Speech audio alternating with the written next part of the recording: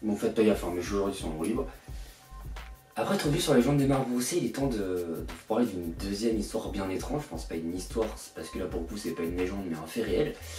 En fait avec Didi que vous avez déjà croisé dans un urbex, on était en train de scroller sur TikTok chez elle, posé, et là on est tombé sur une anecdote, un truc qui se passe en France depuis plus de 300 piges mais dont personne ne parle, la famille. Je vous raconte ça tout de suite.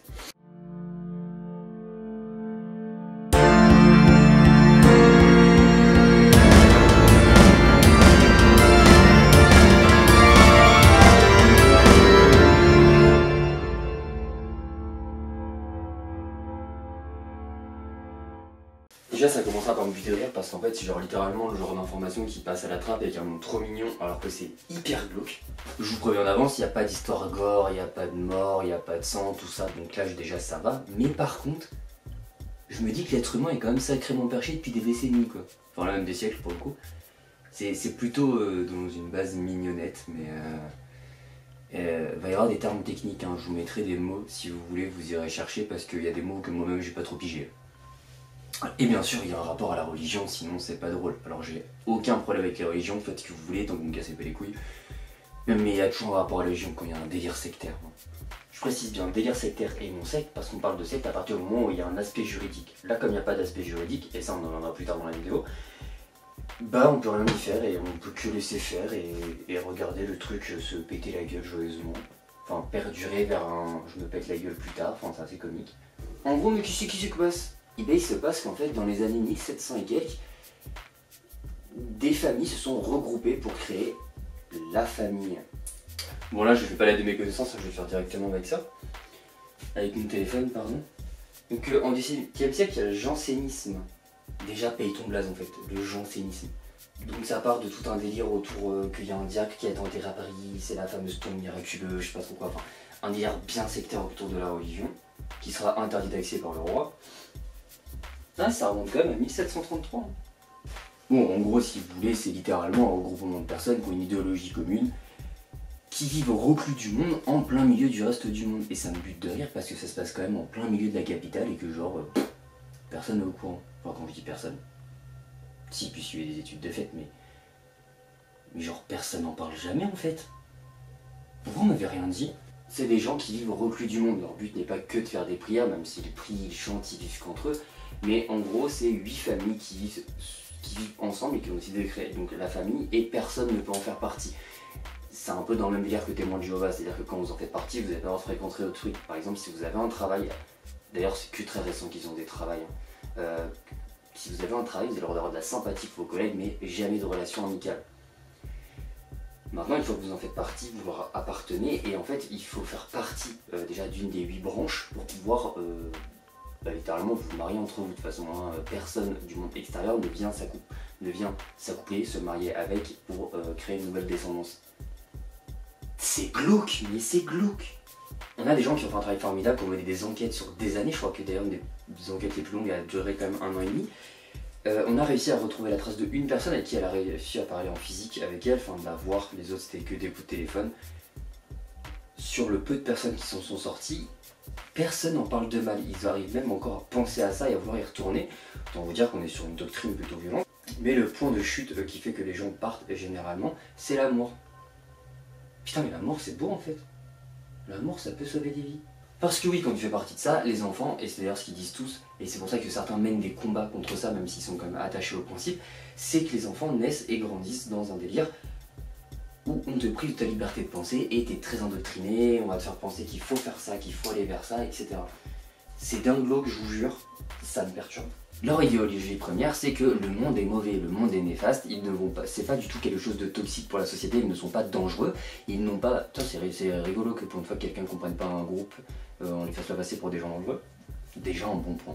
Mais c'est des gens qui attendent gentiment la fin du monde, parce que pour eux, on est en train d'aller tout droit vers, bon, j'ai envie de vous dire, ça date depuis 1700, donc autant vous dire qu'en 400 ans, ils auraient pu faire autre chose qu'attendre paisiblement, mais ils attendent la fin du monde. Parce que pour eux, le jugement dernier va arriver, qu'on est en pleine décadence, ce sont peut-être pas faux sur tous les points, et du coup ils ne veulent pas se mélanger aux autres. D'ailleurs, un des points importants, c'est qu'aujourd'hui, ils ont d'ailleurs des réseaux sociaux, et des questions qui ont été posées par des journalistes, c'est oui, mais est-ce que c'est pas contre-productif par rapport à tout ce qu'ils essaient de faire, notamment de vivre entre eux et de se cacher? Et ben, il faut savoir que leurs réseaux sont à 95% composés d'eux-mêmes. Bon, ils sont à peu près 3 à 4 000 aussi, hein, donc autant te dire que ça te fait quand même une bonne armée de copains. De toute façon, ils sont tous consanguins, donc on sait plus qui est copain, qui est cousin, qui est ami, qui est... bref, t'as compris que je voulais en venir. C'est les ch'tis en fait. Mais suite à un article qui a été paru par Le Parisien en 2020, de là ils ont bloqué tous leurs réseaux sociaux déjà, donc ils ont redécouvert que le monde extérieur pouvait les voir, et ils ont tout coupé.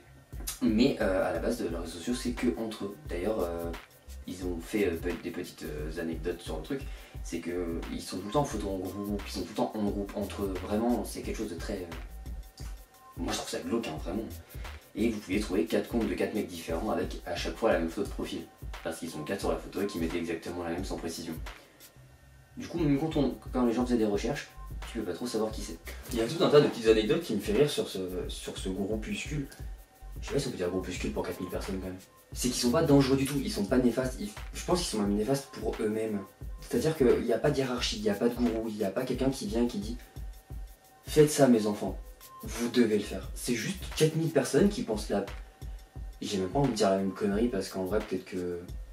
Au final ils ont peut-être raison par rapport à nous sur certains points, mais ils ont la même idée, la même pensée et ils la vivent ensemble et ils font chier personne. À part qu'ils sont toxiques pour eux-mêmes sur certains points. Bon, après, quand je vous disais qu'il y avait des gros points communs avec d'autres trucs, notamment les témoins de Jéhovah, etc., c'est comme il y a un aspect très religieux catholique derrière, vous retrouvez des choses similaires. D'un point de vue santé, bah ça n'a pas changé, hein, vous n'avez pas le droit à la santé. D'un point de vue d'avoir des enfants, bah c'est toujours pareil, à partir du moment où tu tombes enceinte, c'est un cadeau de Dieu, donc t'as pas le droit d'avorter ou quoi qu'est-ce. Ça tend à évoluer, mais à la toute base, un homme n'avait pas le droit d'être ni employé, ni patron, ni contremaître. Contre-maître, donc autant te dire que niveau travail, il restait pas grand chose en fait. Pour une femme, tu n'avais pas le droit de travailler, tu devais t'occuper des enfants. Bon, en même temps, quand on a 8, 10 ou 18, c'est plus qu'un emploi du temps là, hein. C'est un travail, c'est même pas un travail, c'est un sport à ce niveau-là. Et d'ailleurs, en 2022, de peu d'informations qu'on arrive à en savoir, ça a très peu évolué. Les femmes commencent un petit peu à travailler, mais comme je vous ai dit, pas le droit de sceller de liens, ni rien avec des gens, donc déjà ça limite pas mal. Et en plus de ça, bah, ils sont énormément dans des vieilles pratiques du genre, ils ont le droit d'être vraiment créateurs ou dans des métiers manuels. Et pour une femme de la couture. D'ailleurs, si un jour vous voulez les retrouver, leur QG, enfin leur première maison qu'ils ont acheté, leur premier grand habitat, je dirais, est situé à Villiers-sur-Marne. Et après, tout le pâté de maison a été racheté petit à petit par eux-mêmes. Les mecs ont un quartier en plein Paris. Bon, aujourd'hui c'est un peu étendu, ils ont même aussi racheté un peu dans le 20e parce que bah, c'était moins cher apparemment. Mais ils ont un énorme quartier, tout est à eux. C'est badass, on dirait de la mafia. Avec en son sein un immense terrain où ils font d'ailleurs toutes leurs fêtes, toutes leurs soirées, parce que ça reste des gros fêtards hein, quand même, mais toujours que entre eux. Et d'ailleurs, même en leur propre sein, ils ont leur propre groupe de musique. On dirait une ville à taille réduite dans une ville. Ça me termine. Et d'ailleurs, le vrai point négatif, c'est d'un point de vue santé, parce qu'ils savent très bien que la consanguinité, bon, si tu veux, depuis 400 ans, quand tu as 8 familles seulement qu'on crée 4000 personnes, enfin, à l'heure actuelle, ils sont entre 3 et 4000, on n'a pas de chiffre exact, bah, t'en es sur un niveau de consanguinité qui tabasse un peu. Et ils en sont conscients. D'ailleurs, il y avait eu un procès contre eux, mais comme je vous l'ai dit, ils n'ont pas de forme juridique, donc on ne peut pas vraiment les attaquer. Donc ils savent qu'il y a de la consanguinité, ils font avec, ils essayent de faire que quand deux personnes se mettent ensemble, qu'ils aient le moins qu'ils soient le moins proches possible dans leur arbre généalogique. Donc, sachant que leur arbre généalogique, là, littéralement, ça doit être un gros nœud, hein, on est bien d'accord. On peut retrouver des gens avec 16 personnes dans son arbre, enfin 16 connexions dans son arbre généalogique, c'est un bordel. Je vous jure. Quelqu'un va pas le tracer qu'on rigole un coup là. Et le problème dans le fait que c'est pas vraiment le fait qu'il soit consanguin ou couche entre cousins, et en plus de ça le mariage entre cousins est légal en France, donc c'est ce qui fait qu'en plus on peut encore moins les attaquer par rapport à ça. Mais le gros du problème c'est que ça crée des personnes avec des problèmes. On retrouve d'ailleurs beaucoup de maladies normalement disparues ou éteintes, courantes chez eux. On a notamment le syndrome de Bloom, on a énormément de cancers, on a énormément de pathologies. Et des malformations, mais beaucoup de malformations, certains de doigts en plus, certains ont un bras manquant à la naissance, certains ont un début de troisième jambe, c'est pas des blagues. Et du coup, quand ça arrive, écoute, on tue pas l'œuvre de Dieu, donc on en prend soin et on fait du mieux qu'on peut. c'est des tarés. En fait, j'ai rien contre eux, je trouve ça presque rigolo qu'il y ait ce concept en plein milieu de Paris. C'est tout ça qui me fait rire, c'est en plein milieu de Paris. Mais genre, à quel moment tu veux te faire autant de mal? Enfin, je veux dire, on est quand même sur des barrés congénitales et des gens mal formés. Ça me choque que moi. Il n'y a rien de bloqué de gore, on est très loin genre du délire de marmousset qui d'ailleurs me passionne. Mais ça va pas. Vous voulez pas vivre comme tout le monde et attendre paisiblement le soir en regardant Netflix la fin du monde, non? Et d'ailleurs, ils évitent de se mélanger aux êtres humains parce qu'ils pensent que... Après, ils vont trop penser que c'est mauvais pour eux, c'est même eux qui le disent eux-mêmes. Je trouve ça très rigolo. Je suis pas sûr que j'ai envie de vous fréquenter non plus les gars, donc on est plutôt sur un rapport équilibré. Voilà, c'était juste un fait qui existe et une histoire assez drôle que j'ai envie de raconter. Je trouve que ça colle bien les histoires étranges. Donc si vous voulez qu'on continue à bosser sur ce genre de dossier, n'hésitez pas, on a encore plein de pépites avec les potes. De toute façon, on le fera et on a même des idées, mais qui vont nous prendre bien plus de temps à bosser. Je crois que je fais une catégorie histoire étrange. Et vraiment, ça a été pas mal. Bref, sur ce, je vous fais plein de bisous, c'était Titou, on se dit à demain, comme d'habitude pour une nouvelle vidéo. Peace.